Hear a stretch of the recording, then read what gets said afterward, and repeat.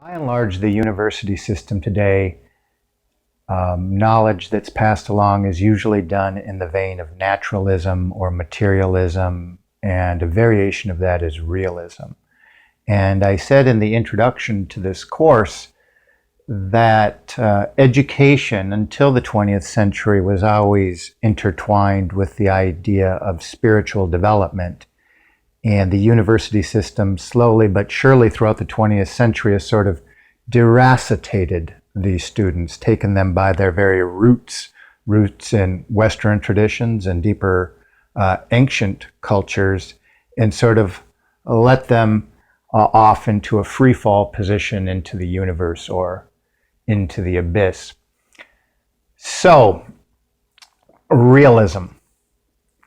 I'm going to start with Thucydides from the ancient world, the ancient Greek world, and he's going to be considered in the 20th century. He's going to be somewhat resurrected as the kind of first great-great-grandfather of modernity.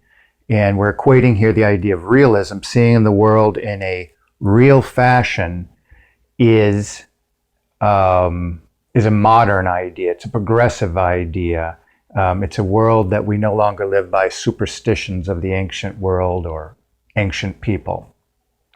Thucydides, mostly in regard to his analysis of the Peloponnesian War between Sparta and Greece, would use his analysis, and he wouldn't make reference to the heavens in relation to the earth.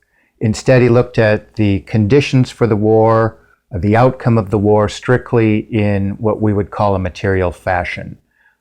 He would look at the rising expectations of threats, what we would call costs and benefits in relation to those threats, and make an observation and a historical analysis based upon what we would call conditions on the ground. And so this tradition came and went, but there's a couple key thinkers that we think of that picked up on this tradition. One of which would be Machiavelli, and he is going to sort of mark the thinkers between the medieval and the modern world. He's writing around 1500. So oftentimes when we think of modern thinkers, he is the first modern thinker, Machiavelli. And he is going to explain power and position, that is, positioning power or strategic power, in relation, again, to conditions on the ground. He's going to sort of sever the medieval and ancient notions of gods, heavens, Christian God, if you like, and think of power as something in statecraft terms, that there's a way to go about achieving power, means to an end. You might have heard this before, but it's a very practical notion. If you want to rule, this is what you do. And this is, again, where we get this idea of beyond good and evil. If you truly want people to follow you and respect you, you have to do things the hard way. You have to scramble a few eggs to make that omelet. And this book, The Prince, was banned for several centuries. It sneaked into the university system. It was always part of families of power, but it's essentially a guidebook for oligarchical families and how they rule, and they weren't really prepared to have this information out there. It's about, again, taking Plato's idea. If you really want to rule people, you have to have a monopoly of the information. You have to sort of put them in a cave, put a projection on the wall, and you realize there'll always be a few people sneaking out to the back of the cave, seeing the sunlight, and figuring out how things really work. But they're going to be, as long as they're less than 10% of the population, they'll never really be a threat. So when Machiavelli's work was out there, people sort of read it, they see an exoteric view of it, that power is, sort of practiced in a practical fashion. But there's a much deeper level also to what Machiavelli's talking about, that he's saying that the true ruling class has always ruled this way. He's sort of just revealing it. The next thinker we could think of is at the end of the English Civil War in the late 1600s, and that's Thomas Hobbes, who is again going to create a whole explanation of why we allow people to rule over us, why we have governments, why we have lawmakers, why we give up our freedom that seems to be given to us when we're born, and we hand it over and sort of put ourselves in chains. And Thomas Hobbes is going to give a materialistic, naturalistic, realistic explanation for this. And he's, in a sense, going to say, really, human beings are only different from an animal in degree, not in kind. And if you strip a human being down, really what you find is that they're just motivated by fear and greed, promise and pain. And so as long as the leader can sort of appear to promise more pleasure than pain, that person will not only give up their control, that they will happily live under the rulership. And this is the idea that elites have, that people really want to be led around, that they truly are chattel. And yes, there'll be a few rebel rousers in the crowd, but the pictures on the wall that will be projected are that they're the outcasts and that they're the pariahs and should be minimalized. So that's sort of the strain and tradition that we get. And that idea sort of battled over the last 200 years, this idea of realism, and it was contrasted with an idea of idealism, that in an ideal world, people should be able to have self-government, that there should be peace on earth, that through collective action, we can come together and bring out our best selves, and that we don't have to be subjected to these rather dark oligarchical powers. And I want to read a quote from you from somebody I mentioned before, Hans Morgenthau. He's considered the grandfather of international relations. And he's going to sort of conquer this idea in the 20th century of idealism and sort of put to death any notion that the study of power or the study of politics should entertain any sort of notion that there's a relationship between heaven and earth, that there is any heaven, that the gods or the God that revealed himself in the Bible has any relationship to our lives. And again, it's kind of, with this comes this idea that good and evil itself are just constructions of what we think are good and evil.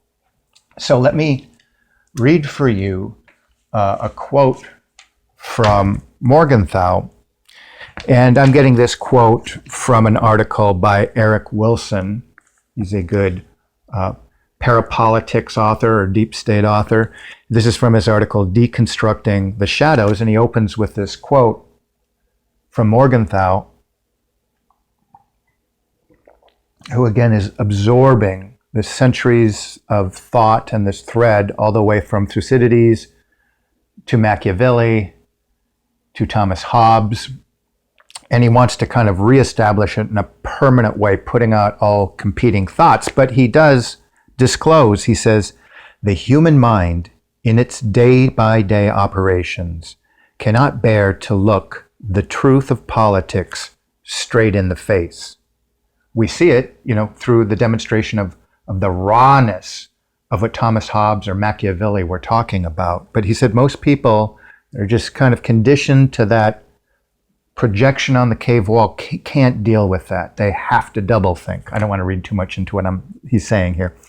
It must disguise, distort, belittle, and embellish the truth. What must? Well, again, the human mind must. The human mind in its day-by-day operation cannot bear to look at the truth of politics straight in the face.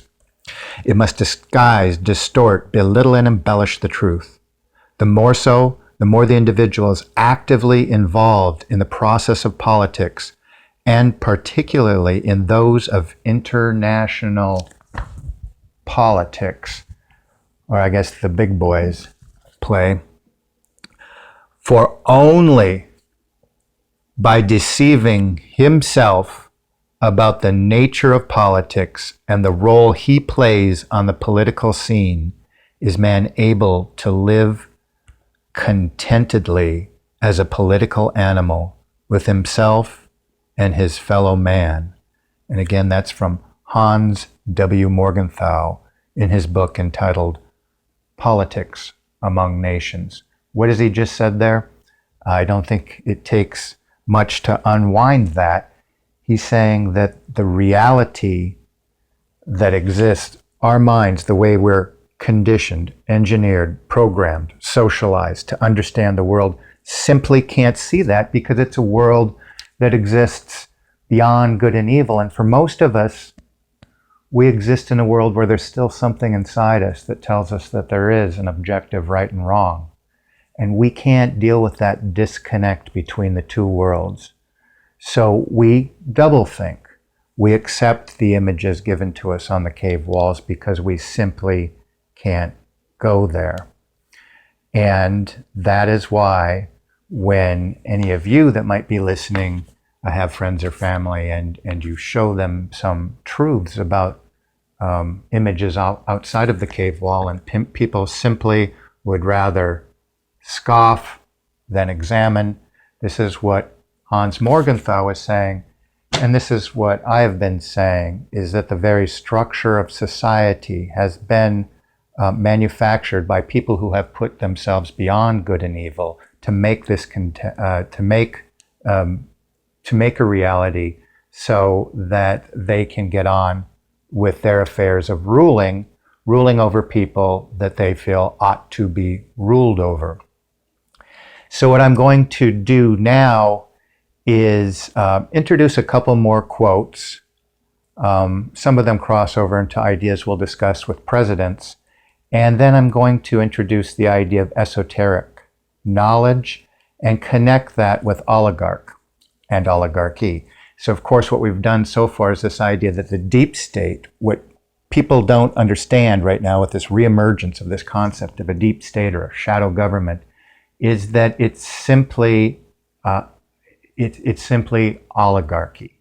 And once you start making that connections, then we're going to ask ourselves, well, how do oligarchs rule? Well, Machiavelli told us a great deal in his book, The Prince. It's really a handbook for their own statecraft, and other authors have throughout the days. But I'm going to start to connect their worldview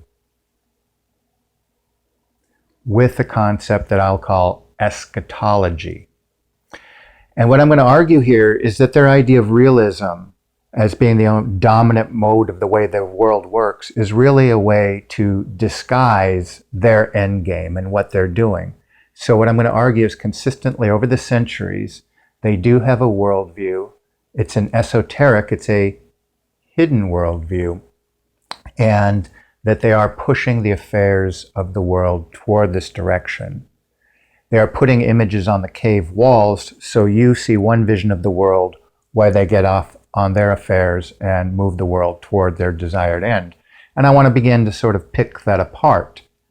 And so please join me next time here on Dr. Deep State, and we'll get into a couple quotes that we've heard before, but I want us just to pause and think about them for a moment. So thank you.